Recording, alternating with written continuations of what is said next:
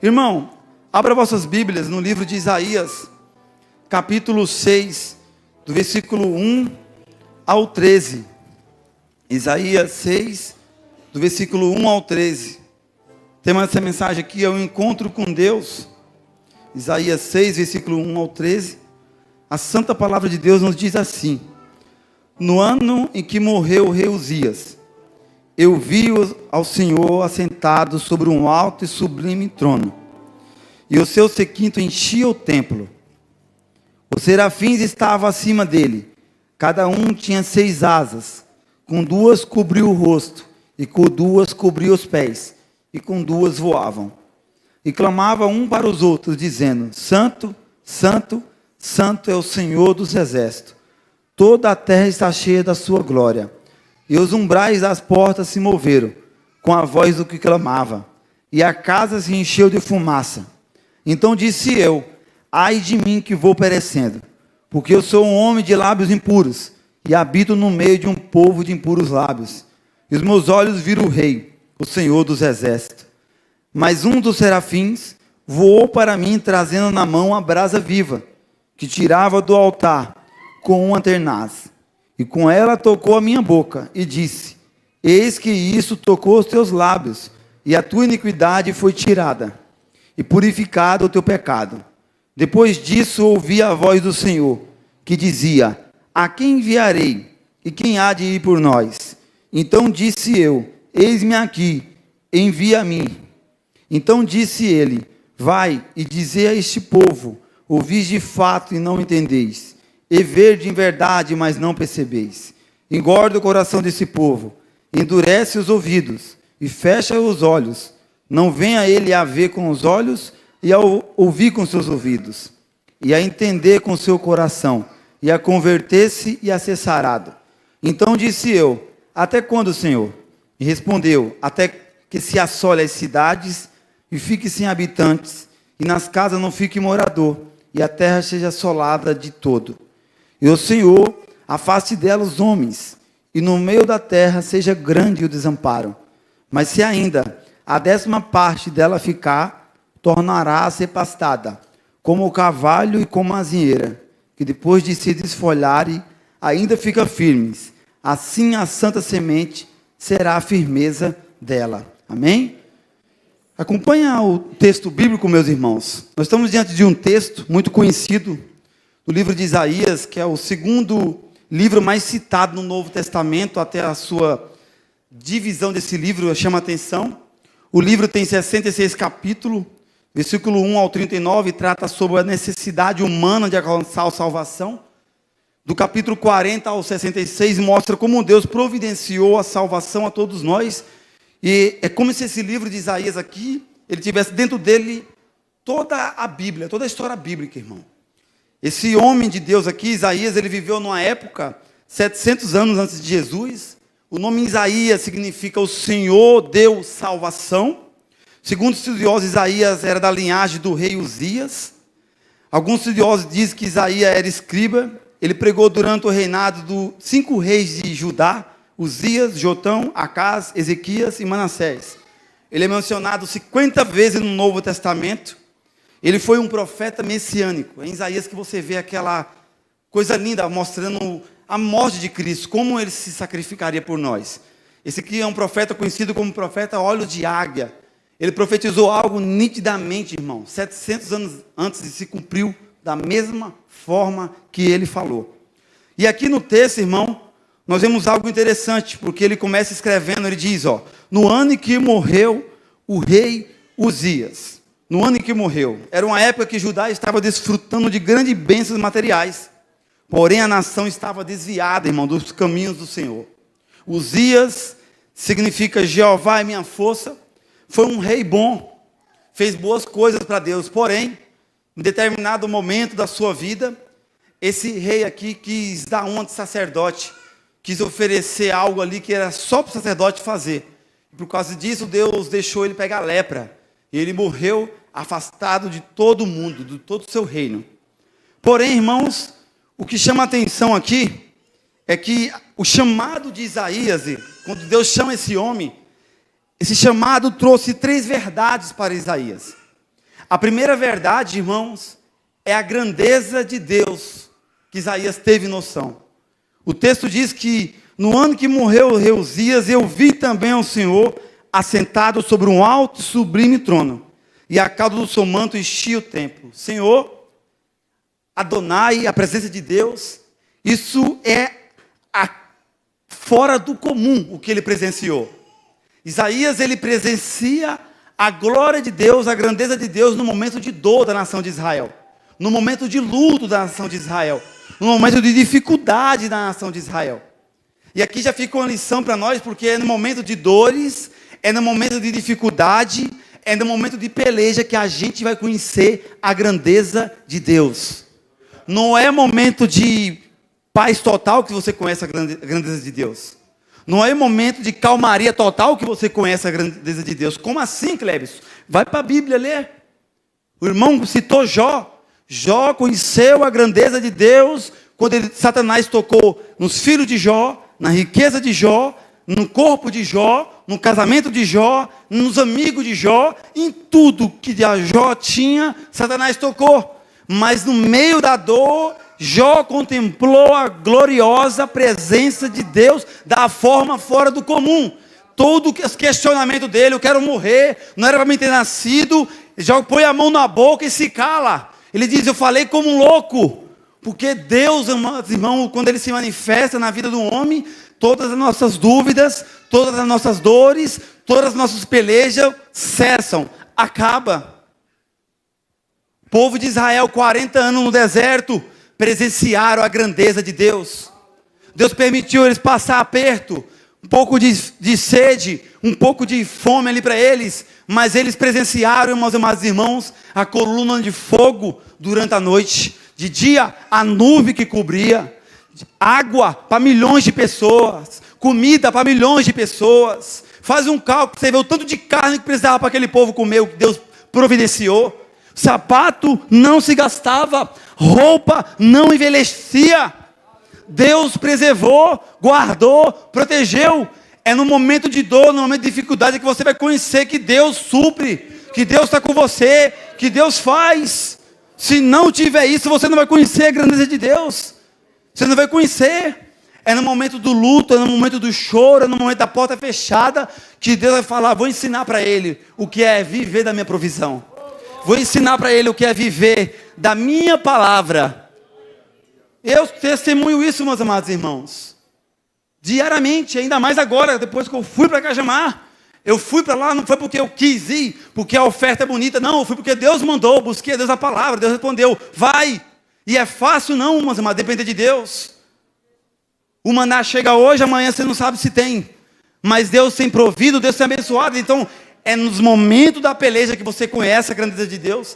Isaías viu a grandeza de Deus no ano de luto, no ano de choro. A nação de Israel estava triste, a nação de Israel estava passando ali uma situação, estava sem rei, para eles não tinha mais ninguém, a nação estava sem pastor, o rei ali era a cabeça do povo, a direção do povo.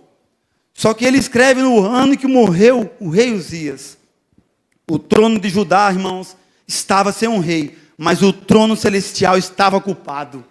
Deus domina. A terra pode parecer que está sem o controle de Deus, mas Deus está dominando tudo do seu trono. A nossa vida muitas das vezes parece que está tudo sem controle, mas meus irmãos, basta uma palavra para o cativeiro mudar, para a situação se transformar. Nosso Deus é poderoso. Nosso Deus, Ele não está preso no tempo. Nosso Deus, Ele não age conforme o nosso tempo, conforme o teu relógio. Lembra lá, Isabel e Zacarias?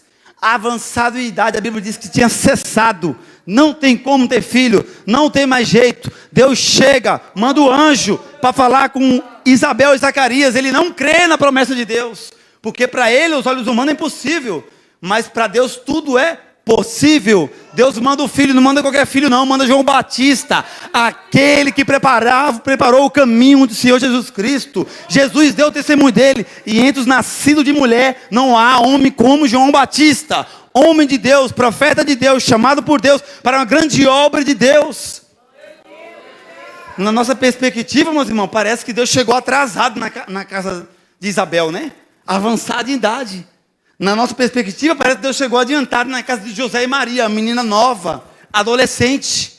Na mesma época, parece que Deus chegou atrasado, mas não. É o tempo dele, é o tempo que ele resolve agir, resolve trabalhar. O reino de Judá, irmão, estava abalado, mas o reino de Deus nunca se abala. Nosso Deus, ele está no trono. Isso aqui nós temos que fixar na mente, porque as pessoas hoje em dia, o meio cristão parece hoje em dia uma filosofia e um falso evangelho, que parece que Deus está pegando briga com Satanás. Parece que Deus está apanhando do maligno. Irmãos, Deus é poderoso. Como Martinho Lutero disse, Satanás está na coleira de Deus. Vai até onde Deus permite, meus irmãos. Até onde Deus permite. Se não for misericórdia de Deus na nossa vida, ele acaba com nós. Mas a misericórdia de Deus, o sangue de Jesus está sobre a igreja. Nós temos que calçar o evangelho da paz, pregar a palavra, ensinar a palavra, caminhar. Isaías conheceu a grandeza de Deus. Segundo, Isaías conheceu a santidade de Deus. Isaías, versículo 6:2, vai dizer que os serafins estavam por cima dele. Cada um tinha 6 asas, com 2 cobriu os seus rostos, e com 2 cobriu os seus pés, e com 2 voavam. 6:3, e clamavam uns aos outros, dizendo: Santo, Santo, Santo é o Senhor dos exércitos, toda a terra está cheia da sua glória. 6:4, e os umbrais da porta se moveram, e a voz do que clamava, e a casa se encheu de fumaça. Serafins, o nome, irmão, vem do hebraico, que significa queimar, e enfatiza a santidade ardente de Deus, como no versículo de Hebreus 12:29 diz: porque o nosso Deus é um fogo consumidor. E o padrão de serviço dos serafins, primeiro, é de reverência. A Bíblia diz, com 2 cobriam os seus rostos, as asas. Segundo, o padrão de serviço dos serafins é de prontidão, com 2 asas cobriam os seus pés. O padrão de serviço dos serafins é com jubilo, com alegria extrema, com 2 asas voava. Os serafins, irmãos, esses seres, eram indignos de olhar para Deus. Imagina a santidade de Deus. Imagina a grandeza desse Deus. Imagina como esse Deus é grande. A forma que o nosso Deus age, a forma que Ele é. A santidade de Deus foge da minha mente, da tua mente, meus irmãos. Moisés quis ver a santidade de Deus. Quero te ver, Deus. Tu não pode. Se tu ver minha face, tu morre. Tu vai ver minhas costas. A Bíblia diz, vai para a brecha, Moisés. Vou passar de costas. Passou, Moisés gritou: Santo, glorioso é Deus. Porque é grande a santidade de Deus. É grande o poder do nosso Deus. A santidade de Deus é fora do comum.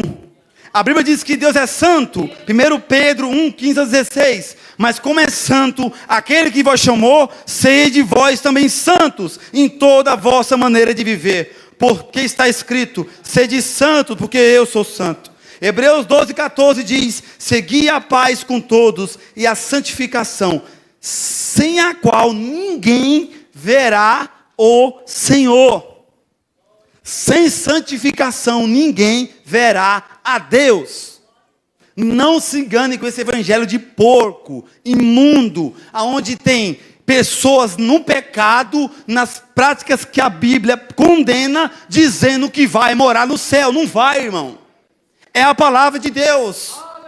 Tem que ter transformação, tem que ter mudança de vida. A santidade de Deus tem que estar na vida da pessoa. E quando Isaías vê a grandeza de Deus, vê a santidade de Deus, aqui entra um ponto interessante, porque o nosso Deus tem alguns atributos que são características únicas dele, que não são comunicáveis a nenhum ser humano. A primeira atributo de Deus não comunicáveis, que Deus não compartilhou para o ser humano em nada, é a seidade. O que é isso? Deus é autoexistente e tem fonte de vida em si mesmo. Segundo, Deus é eterno. Deus não foi criado, Ele sempre existiu. Terceiro, Ele é único. A doutrina da Trindade não contradiz esse atributo de Deus, pois embora se revele em 3 pessoas, em essência Ele é único. Quarto, Deus é imutável, tanto o ser de Deus como sua perfeição permanecem inalteradas com o passar do tempo. Ele não muda. Quinto, Deus é infinito, Deus não sofre qualquer tipo de limitação em sua natureza, seja ela de tempo ou espaço. Deus, ele não dorme, nem ponto. Nosso Deus, ele é 24/48 acordado. Deus é onipresente, Deus está em qualquer lugar, sem nenhuma limitação do seu poder. Salmo 139. Deus é onipotente, ele possui todo o poder, não há adversário para ele, não há. Operando ele, quem impedirá? Quem? Ele faz uma pergunta. Quem vai bater no peito e dizer: eu vou ser contra Deus? Satanás bate de continência para Deus. A Bíblia diz que Jesus chegou na sinagoga, pregando a palavra. Lá no meio da sinagoga tinha um homem possuído. Um dia eu preguei essa palavra aqui. Pai, e a sinagoga não é qualquer pessoa não. Porque Satanás também congrega, tá, irmãos? Ele também cultua também. Vem para o culto. Aquele homem estava possuído dentro da congregação, mas chegou à santidade, 100% homem, 100% Deus. Se colocou lá, e onde a luz está, as trevas têm que sair. E ele grita, o maligno. Gritou: que temos nós contigo, Jesus Nazareno?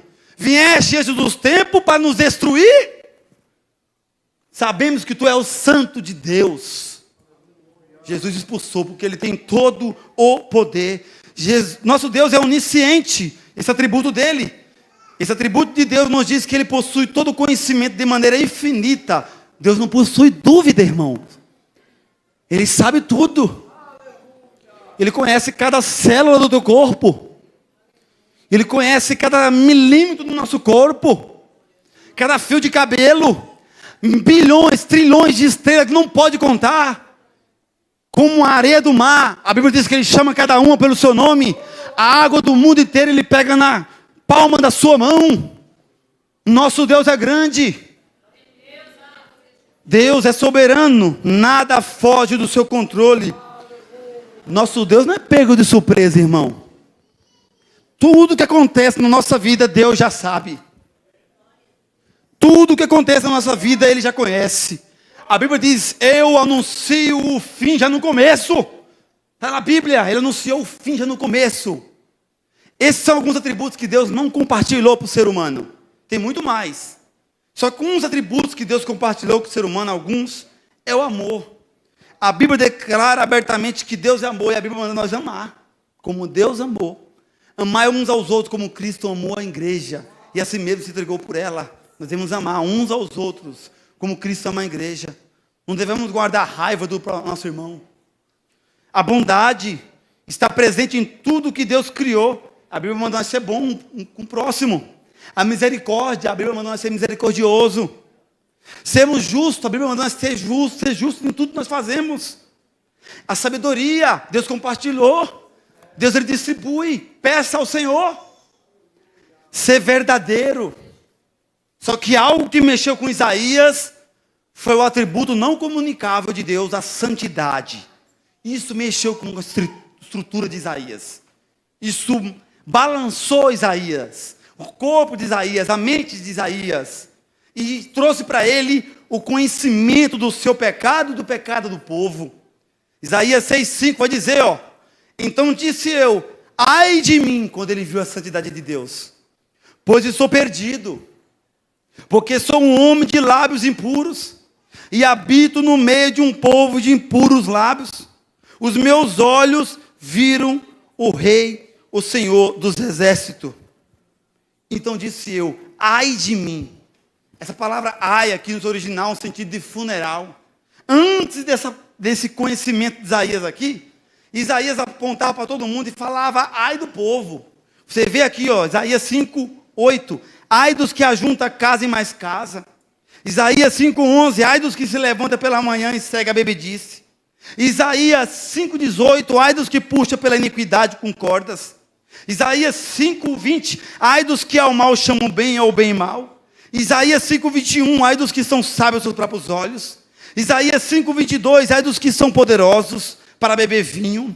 Isaías 5:23. Ai dos que justificam o ímpio e por presentes e ao justo nega a justiça. Isaías apontava para o outro, mas quando ele se deparou com Deus, se deparou com a santidade de Deus, ele se sentiu impuro. Ele se sentiu sujo.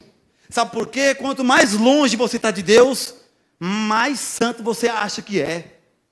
Mais bonzinho você acha que é. Quanto mais próximo você chega de Deus, mais sujo e pecador você reconhece quem você é. Mais imundo e miserável você reconhece que é. Você vai ver que você não prestava para nada. É a graça, é a misericórdia, é a bondade de Deus, senão você não valia nada. E a gente desempina o nariz. Todo mundo que chegou perto de Deus reconheceu o seu estado miserável. Abraão disse: eu sou pó e cinza.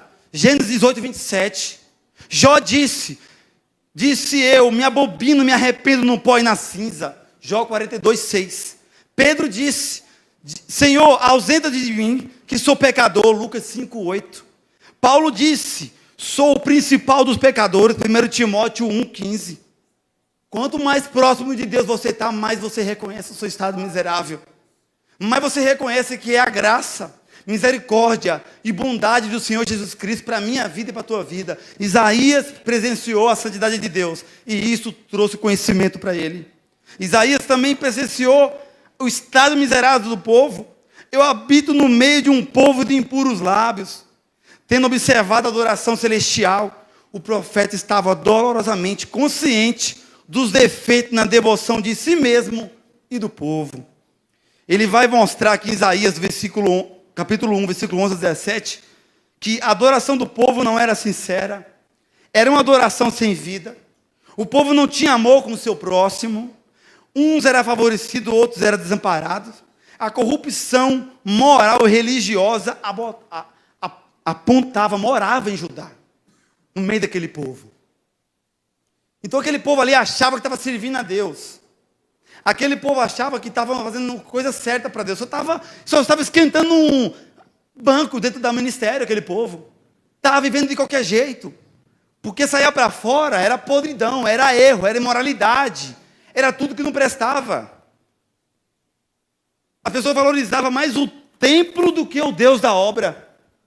Valorizava mais a liturgia do que o Deus da obra. E não adianta, irmãos. Deus conhece quem é quem. Deus conhece a mim, conhece a você no seu íntimo. Não adianta chegar aqui, nós botar uma máscara em cima do púlpito, demonstrar uma coisa. Deus me conhece, te conhece. Deus nos sonda. Deus nos conhece no íntimo, como ninguém mais conhece. Só que aí nós vemos que Isaías foi perdoado. O pecador perdoado, Isaías 6,6 ao 6,7. Vai dizer que um dos serafins voou para ele, trazendo na sua mão a brasa viva, que tirava do altar. Altar é o local de sacrifício. Não foi a brasa viva que tirou a iniquidade e pagou o pecado de Isaías. Foi o sacrifício oferecido naquele altar. E quem é que sacrificou por nós? Jesus Cristo. Quem é que pagou um alto preço? Jesus. É do altar, irmãos. É na cruz que a gente encontra o perdão do nosso pecado. É na cruz que a gente encontra os nossos pecados sendo lançados na profundeza do mar. E aqui, irmãos, Isaías ele presenciou duas coisas. Primeiro, a libertação dos seus pecados. E teve os seus pecados perdoados. Isso aqui é motivo para a gente dar glória até data mortal dentro da igreja, irmão. Isso aqui é o motivo de a gente ficar feliz. Ter os pecados perdoados em Cristo Jesus. Ser perdoado por Ele. E nós se esquece disso. Nós se esquecemos do ato da cruz. Se esquecemos porque o mundanismo tem colocado um tampão no nosso rosto. E nós temos esquecido desse ato. Do que Jesus fez por mim e por você. Versículo 8.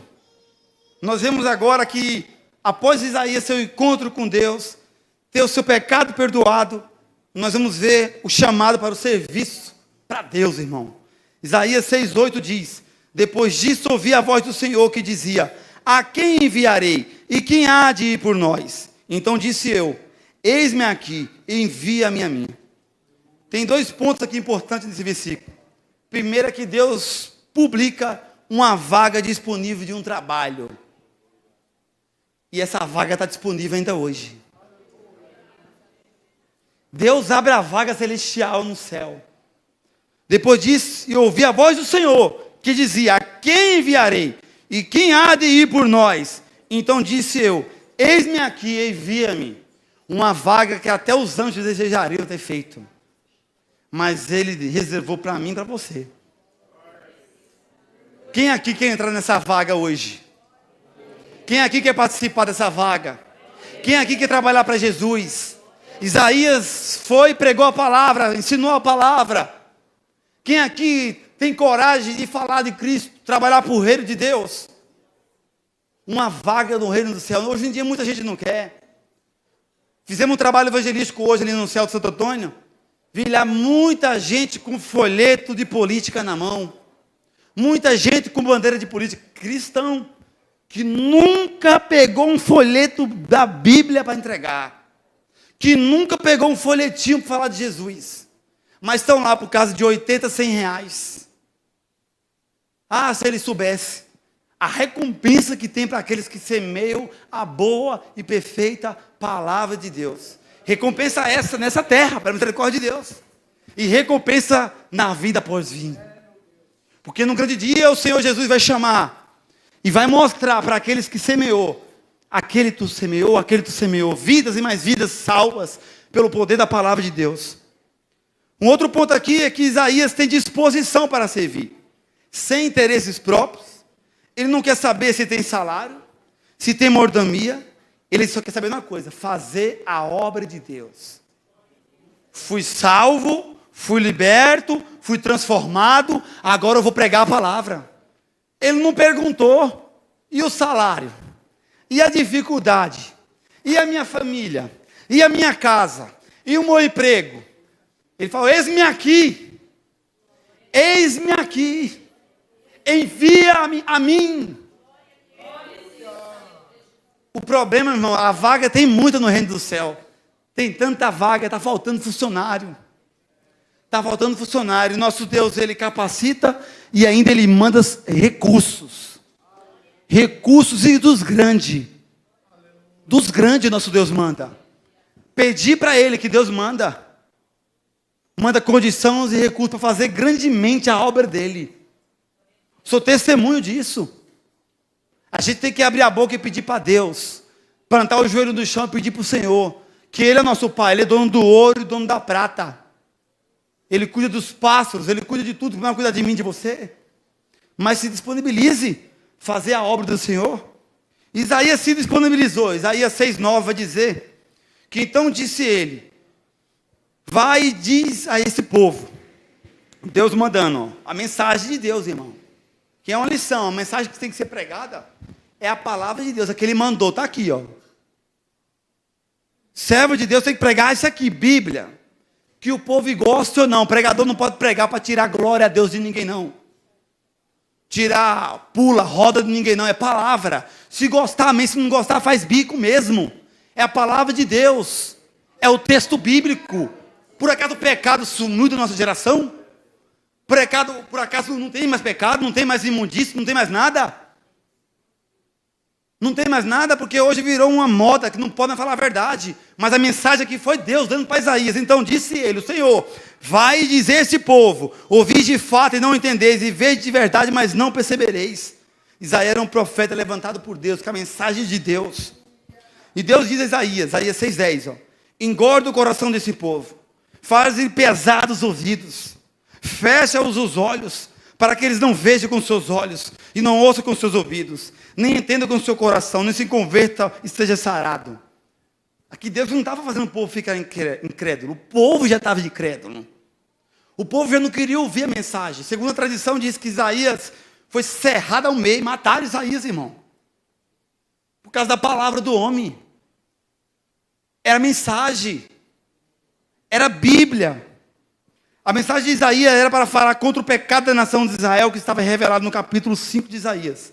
Materialismo, os prazeres desfreados, os que amavam viver no pecado, perversão moral e inversão de valores, os orgulhosos que se achavam sábios aos seus próprios olhos, eu não preciso de Deus, eu já sei tudo. a injustiça sendo praticada. A nação de Israel, irmão, estava do mesmo jeito da nossa geração hoje em dia. A nossa está pior ainda. Segundo Timóteo, capítulo 3, a Bíblia diz: sabem, porém, isto, que nos últimos dias sobrevirão tempos trabalhosos, porque haverá homens amantes de si mesmos, avarentos, presunçosos, soberbos, blasfemos, desobedientes a pais e mães, ingratos, profanos, sem afeto natural, irreconciliáveis, caluniadores, incontinentes, cruéis, sem amor para com os bons, traidores, obstinados, orgulhosos, mais amigos dos deleites do que amigo de Deus. Quando a gente lê isso aqui e vê a situação do mundo, não está mais atual do que o jornal, irmão, da manhã? Mesma coisa. Então a situação daquele povo era semelhante a hoje está pior, e vai ficar pior ainda. Porque isso não está mais fora do mundo, está dentro do ministério da igreja. Tem igreja LGBT, pastoras homossexuais. A coisa está feia, vai ficar pior. E o destino desse povo aqui, que Isaías pregou a mensagem, o destino desse povo foi duro, irmão. Foi fora do comum. Versículo 11 e 12, Isaías 6. Então disse eu: até quando, Senhor? Isaías pergunta: até quando? Aquele povo ficará daquele jeito, até quando ministrar essa palavra? E respondeu: até que sejam desoladas as cidades, e fique sem habitante, e as casas sem moradores, e a terra seja toda assolada, e o Senhor afaste delas os homens, e no meio da terra seja grande o desamparo. E aconteceu, tudo que Isaías pregou para aquele povo aconteceu. 722 a.C., a tribo de Israel, com capital em Samaria, foi destruída pela Síria.